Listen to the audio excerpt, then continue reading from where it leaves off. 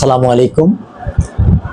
দেশ এবং দেশের বাইরে থেকে যারা আজকের এই ভিডিওটি দেখছেন, আজকে আমরা এমন কিছু রোগ বা মেডিসিন নিয়ে কথা বলবো। আমার পাশে দেখতে পাচ্ছেন সুদূর যশোর থেকে আগত একজন সুনামধন্য ডাক্তার, ভারত থেকে প্রশিক্ষণপ্রাপ্ত এবং যার একাধিক ডিগ্রি রয়েছে হোমিওর উপরে। স্যারকে আজকে অনেক দিন পরে কাছে পেলাম।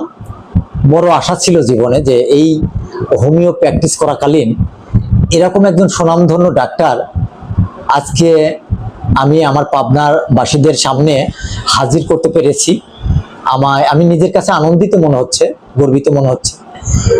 তা স্যার অনেক কষ্ট করে জার্নি করে আমাদের এই পাবনাতে এসেছে, এই এলাকাতে, এই প্রত্যন্ত এলাকার মানুষগুলোর একটু ভালো সুচিকিৎসা দেওয়ার জন্য।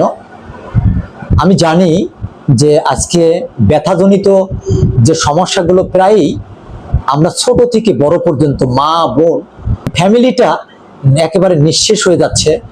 যাই হোক, আজকে আমি স্যারের সাথে কথা বলবো এই ব্যথাজনিত সমস্যা নিয়ে এবং এই রোগ থেকে কিভাবে প্রতিকার পাওয়া যায়। আমি জানি যে অনেকেই এই ব্যথার কারণে মা রে বাবারে উঠতে বসতে যে কষ্ট, আপনি টয়লেটে যাবেন, আপনি একটু নিচু হয়ে কাজ করবেন, একেবারেই অসম্ভব। এই কঠিন রোগ থেকে মুক্তি পাওয়ার জন্য স্যারের কাছ থেকে আমরা এর প্রতিকার এবং ভালো চিকিৎসা কিভাবে পেতে পারি এটা নিয়ে আজকের এই আলোচনা।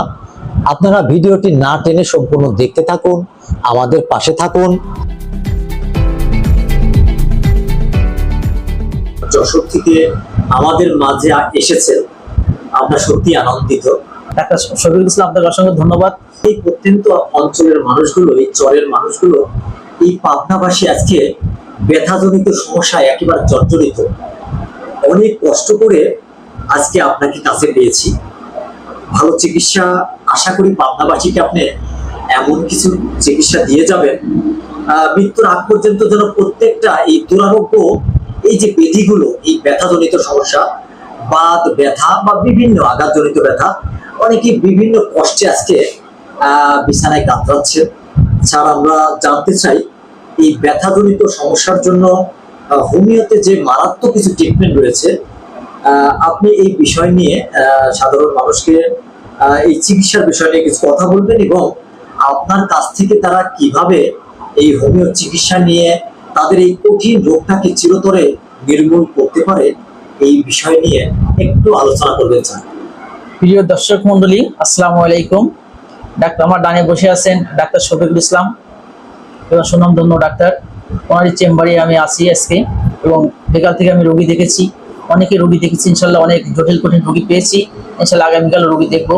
উনি আমার কাছে প্রশ্ন করেছেন যে ব্যথা নিয়ে। আসলে দেখুন, আমাদের বর্তমান যে খাবারের যে অবস্থা, তাতে করে এতে তেমন কোনো কিন্তু ক্যালসিয়াম নাই, ক্যালারি কম। এই থাকার কারণেই আমাদের কিন্তু এই বাত ব্যথা বেড়ে যাচ্ছে। আমরা এই যে লাল মাংস খাচ্ছি, এখান থেকে কিন্তু আমাদের বাত ব্যথা বেড়ে যাচ্ছে। আমাদের মানব দেহে ইউরিক অ্যাসিড বেড়ে যাচ্ছে। দেখেন, একটা বাচ্চা হচ্ছে, গা ব্যথা, কি হয়েছে? গায়ে তাপ। কি সমস্যা? আমরা যখন ওই বাচ্চাকে এএসও টেস্ট করছি তখন দেখছি যে রিউমেটিক ফিভার হয়েছে।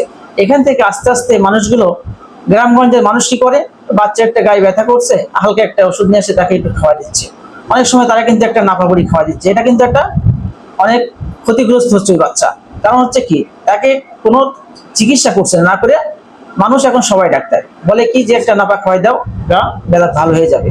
কিন্তু আমরা এটা দেখছি না যে ব্লাডের সিবিসিটা এবং এসও টাইটাটা টেস্ট যখন করি তখন ওই বাচ্চা দেখা যাচ্ছে যে রিউমেটিক ফিভার হয়েছে।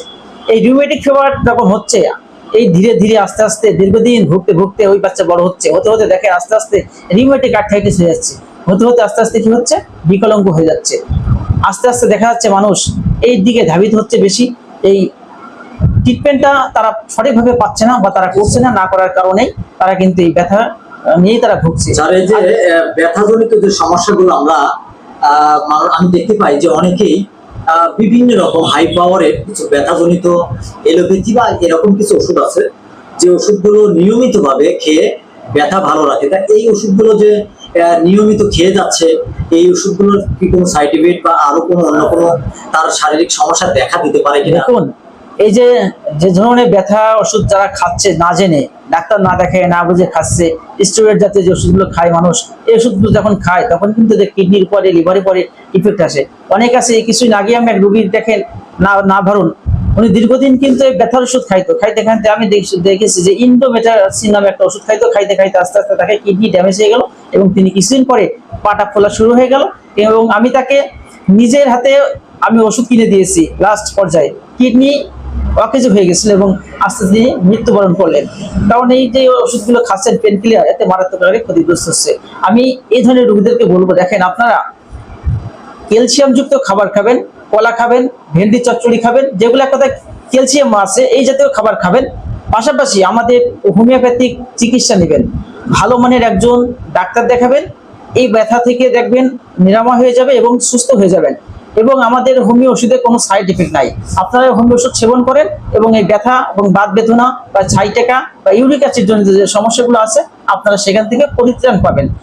এই কারণে আমি দর্শকদেরকে বলবো, আপনারা যারা এই ব্যথায় ভুগছেন, আপনারা পেন কিলার খাবেন না, আপনারা আমাদের হোমিও ডাক্তারের কাছে আসুন এবং হোমিওপ্যাথিক ঔষধ সেবন করুন।